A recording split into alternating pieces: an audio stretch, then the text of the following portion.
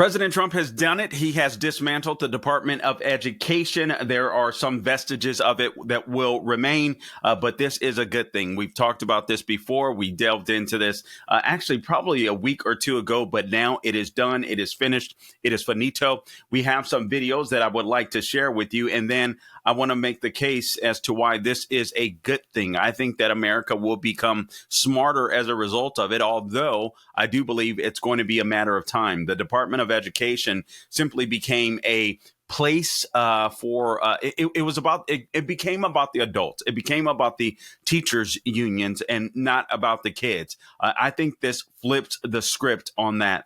And then so many parents during the COVID lockdowns were just what they saw, what they found out their kids were learning in classrooms. They were just blown away by it. And so now you've got a lot of parents that are fighting back that wanted this type of change. The Department of Education was only basically installed. It was kind of a giveaway by Jimmy Carter. We'll get into that in a split second, in hopes to defeat Ronald Reagan in the 1980 presidential campaign. And he lost. So anyway, the Department of Education is gone. Here's the good news, guys. You're not going to notice it. The left is going to do everything possible to make sure or make you think that it is instrumental in your child's education. It is not, and it has not been for quite some time. As a matter of fact, it has been a hindrance. I'll recap an article by Kimberly Strassel that I spoke about probably weeks ago on the Dennis Prager show. But I do want to play some videos for you. This is a couple of videos. If we can go back to back, Gabe, depending on the time, you let me know, please. Video clip number 70.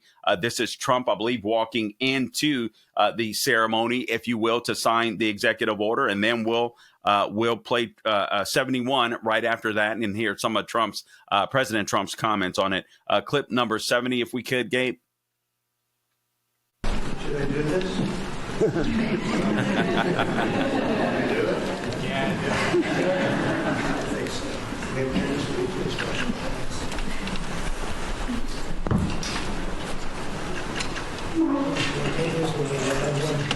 Oh, so the kids are handing him the.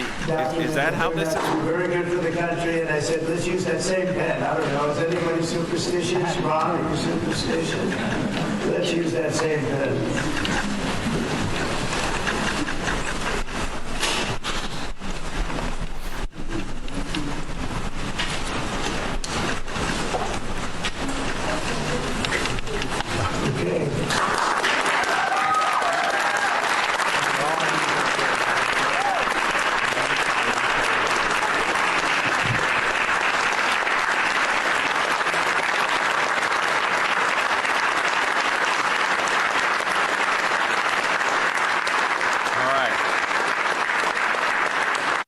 So that's a done deal. Let's roll clip number 71, please, Gabe. Today we take a very historic action that was 45 years in the making. In a few moments, I will sign an executive order to begin eliminating the Federal Department of Education once and for all.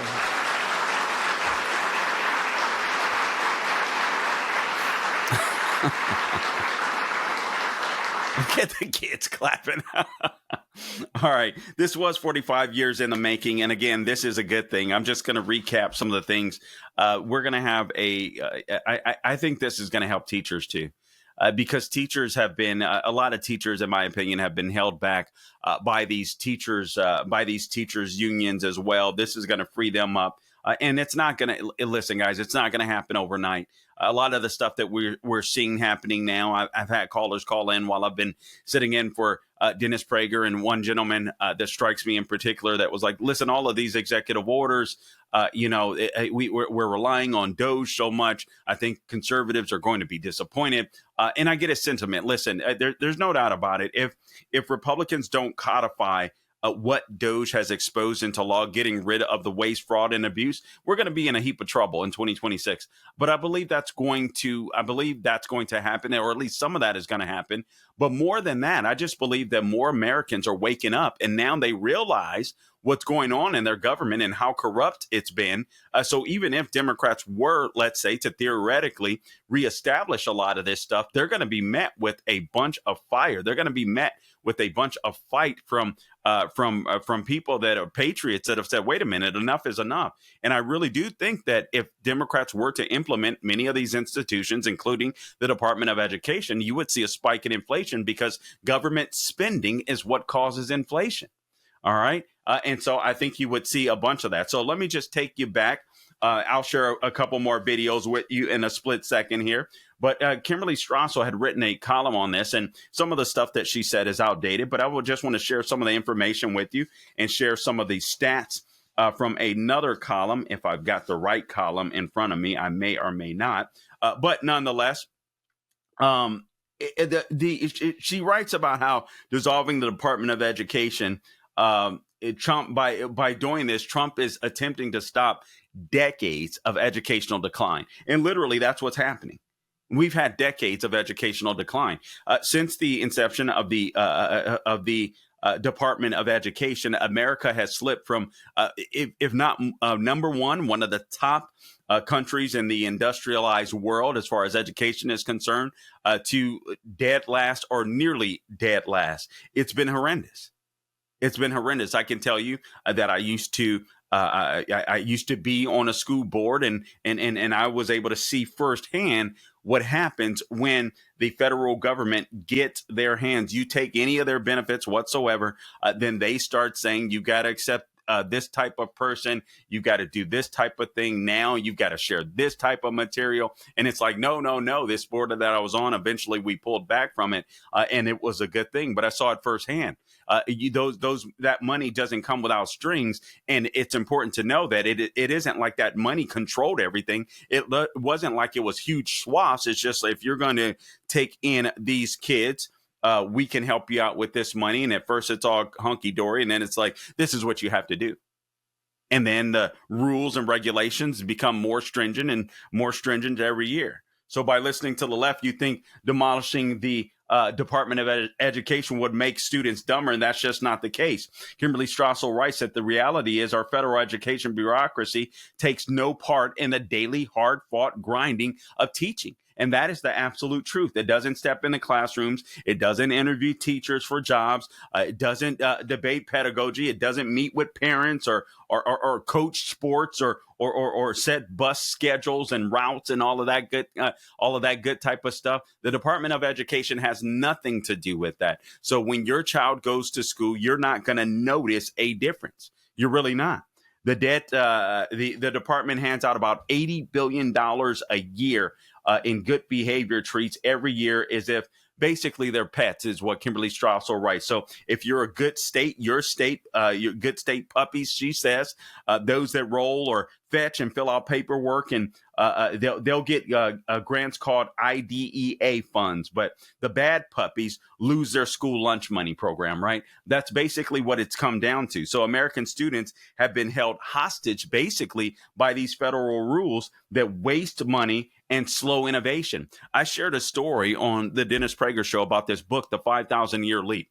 And all of you guys should have this in your library. But The 5,000-Year Leap is a fantastic book. And all it does, and I was actually speaking about it in the context of what we witnessed this week with Elon Musk rescuing those astronauts from the International Space Station. It was just so cool being able to see all of that and just being able to just sit here and think and fathom, man, we can literally send people up into space. It's just absolutely amazing. It's phenomenal to me. But the reason why we have this freedom, the dream, is because America is a free nation, but our school system doesn't act like it anymore. This book, The 5,000-Year Leap, basically for 5,000 years, men were using the same type of tools and all of this kind of nonsense. But once they got from underneath crushing their spirit from a king or from a tyrant or a dictator, men were able to be free, and that's what we witness in America.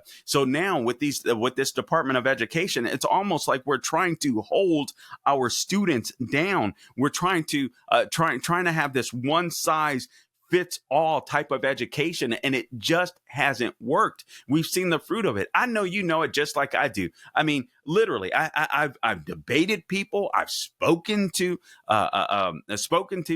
people that are college educated, and I know it's not just me. You're sitting here thinking that person is dumb as a box of rocks. I mean, how did they graduate college? Well, the truth of the matter is standards from K through 12 have gotten worse and worse and worse and worse and worse because the Department of Education has regulated from on high, made standards, in my opinion, worse. Now, I do believe there should be a national standard for testing because obviously if you live in Iowa or California, you're trying to go to a certain school, you want to make sure that people are good on reading, writing, and arithmetic. So there's got to be some way to test that. I do agree with that.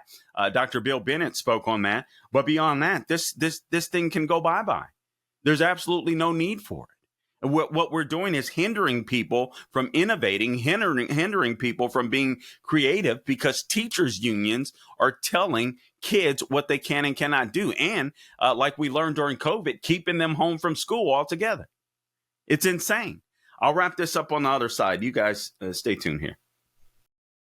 Hey guys, Carl Jackson here for MyPillow, and MyPillow is excited to announce that they are extending the mega sale on overstock clearance and brand new products. This is your chance to grab incredible deals on some of MyPillow's most popular and newly released items. For example, save $40 on the new spring MyPillow bed sheets available in any size and color. These luxurious sheets are designed for maximum comfort and breathability, perfect for a great night's sleep. Looking for a meaningful gift? Save 30% on the brand new Mike crosses, inspired by the one Mike has worn every day for over 20 years. These beautifully crafted crosses come in both men's and women's designs and are proudly made in the USA. Get the 6-piece bath or kitchen towel sets for just $29.98. Initial quantities are extremely limited, so don't wait. And don't forget the best-selling standard MyPillow, now just $14.98. Plus, orders over $75 receive free shipping. Go to MyPillow.com, use the promo code Carl, or call 800-858-0263. Go there now. Order today. All right, a couple more videos for you, and then I want to go into some stats. But listen, abolishing the Department of Education, I just want to reiterate, it is nothing that Americans have to fear. We were doing better in education in America without the Department of Education. It's not like it's been around forever. This thing has been around since 1980. So I realize if you're 12 or 20 and maybe even 30, you're like, wow, okay. Actually, even if you're 30, I mean, I think you can comprehend and fathom. All right, it's really not that long of a period of time that this thing has been around. I mean, it's been around for 45 years, and I think we can all see that education. I mean, you look at what's happening on these college campuses, even Ivy League campuses. You get a lot of people, smart people, obviously, to get into those schools that go onto those college campuses. And then so many of them end up brainwashed by the left and they just lose all common sense. It's insane to me. Here's Stephen Miller. He appeared on Fox earlier. I believe it was today. This is clip number 64. I want to hear what he has to say about this executive order that Trump signed, essentially abolishing the Department of Education. Clip number 64, please, Gabe. Well, as we know, the Department of Education here in Washington, D.C., is overwhelmingly staffed by radical left Marxist bureaucrats who are in every way hostile to Western civilization, hostile to American interests, and hostile to our founding documents and culture. And so they are using their position and influence inside the Department of Education to try to force agendas like radical gender ideology, like critical race theory, like diversity, equity, and inclusion, and all kinds of anti-America curricula and policies on the American people, on our students, on our children. So it's taking away from parents the ability to control and direct the education of their own kids, of their own families. So what we're going to do under President Trump's leadership and direction is to return that authority to the greatest extent possible to the local level where parents can control outcomes, while at the same time making sure that no federal funds are used to support racism, to support gender ideology, or support other ideas and principles that are offensive to the American taxpayer. Okay, and there was I had read earlier, and forgive me, I forget where, but basically Joe Biden, under his administration, some of what they had begun to do is if you were going to take federal funds, you had to teach some of this gender ideology, some of this trans nonsense. That is absolutely insane. These people were trying to poison our kids with their values. I mean, and their values, they're morally bankrupt. A lot of these people are godless. It's absolutely insane. So American students have been held hostage by a lot of these rules, and it's time for that to end. Kimberly Strassel writes about how this system is just counterproductive. And it's a maze of federal rules that dictate dollars, but it wastes resources and it stymies local innovation. And that's what I was talking about before. When you consider the 5,000-year leap, 5,000 years doing the same old stuff, using the same old tools, and all of a sudden, America comes along, men get to experience freedom, and then all of a sudden, we start thriving. Okay, guys, and I know, okay, slavery. Listen, the whole world practiced slavery. Thank God in the United States of America, we ended it. And actually, it was one of the places where slavery existed the least, believe it or not, worldwide. But it's because of our education system that we know this stuff. You may not know this in other parts of the world, but this is the case. She mentioned how school stage bingo nights with staff and staff coach parents to minimize their salaries on forms so that the school can qualify for Title I, which is low income funding. This is what they would do in order to get more funding from the Department of Education. Parents fight to get their kids labeled special needs to score an individualized education plan and extra federal resources.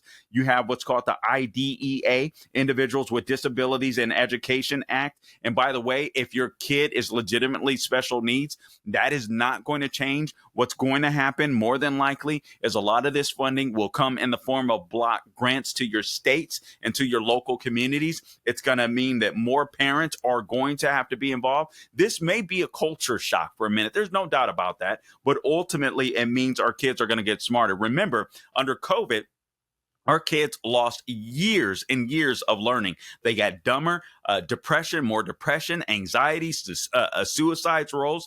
Many kids never even returned to school after the COVID lockdowns, where teachers claimed they were afraid to go to school as a result of the pandemic, even though younger children were a lot less, what's the word? A lot less likely to spread the virus. But teachers were scared out of their minds. No, what they wanted was a paid vacation for as long as possible. And that's exactly what they got. Kimberly Strassel writes that for extra bucks, school districts had to comply basically or concoct a need for teacher development. All right. So again, this was what the Department of Education did, was a one size fits all, a top down type of education. You think Joe Biden was fit to determine what should happen with the Department of Education? What about the people that he installed? Do you really believe that he was? I don't. This is absolute nonsense. So she talks about how some of the ways that people would, they would find ways to get federal funding. So you could concoct a need for teacher development. That's Title II.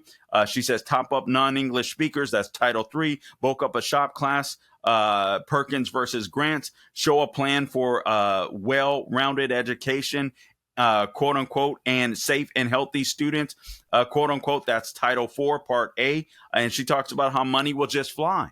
All right. That formula has sent $1 trillion to schools since 1979, she writes, producing a perfect inverse correlation of plummeting education scores. That's what we've seen. Now, remember, again, basically, it was in 1979, I believe it was, Jimmy Carter was running for president, and he wanted to get the endorsement of the teachers unions. and that's how he came up with the Department of Education. She also writes that federal funds having here's what some of these federal funds have in common: the money ostensibly for quote unquote their children all goes to adults to hire more counselors, special ed teachers for the IEPs, more administrators to run programs, legions of staff to input data, and more than anything, most of the adults belong to the local union. The National Education Association or the American Federations of Teachers. So your kids might see about 10% of any of the monies that are received. The rest of it goes for adults. That's insane.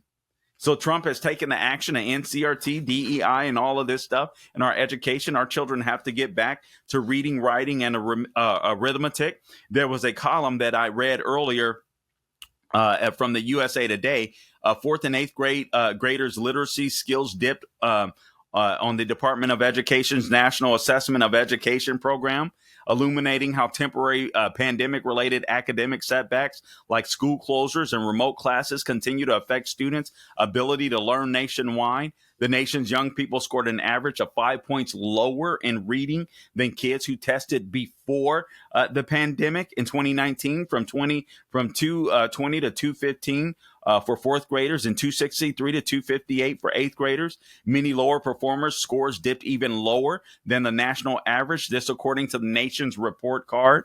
All right, reading test scores declines began in 2019. They were exacerbated because of the pandemic-related setbacks and have continued to slide ever since. All right.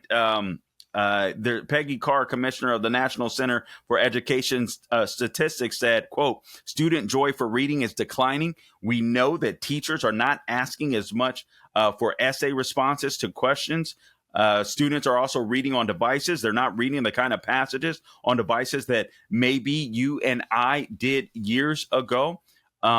And so there's the widest achievement gap between most high and low performing learners has been in the eighth grade when it came to math. Fourth and eighth graders also performed worse on the math portion of the 2024 test than they did before the pandemic. Fourth graders scored 3 points lower on average, and eighth graders scored 8 points lower on average. This is because of the teachers' unions. They didn't want to teach your kids. Listen, the Department of Education getting rid of this thing is going to be a good thing. All right. Again, Trump called school choice the civil rights of our time, or the civil rights issue of our time. This was during his first administration. But indeed, he's accomplishing that now. No one else has done this. He has done this. And I think it's going to be hard for the left or anyone to try to put this back together. And Republicans are winning on this issue, quite frankly. And this is what parents want. When parents saw what was happening during COVID, this is what they wanted. They wanted more control for the first time in God knows how long, in decades. There was Steve Jobs, the founder of Apple. There was a video. He's passed, obviously, but in '95 he was in a video where he explained that basically kids were getting dumber, and I'm paraphrasing, because parents, mothers have gone to work more so, and parents just weren't as involved in education as they used to be. The tide has turned. This is what parents want. It shouldn't be bureaucrats and teachers unions that determine what your kids, everything your kids learn. Parents have to be involved in the process. And if they do, this nation will soar as far as education is concerned.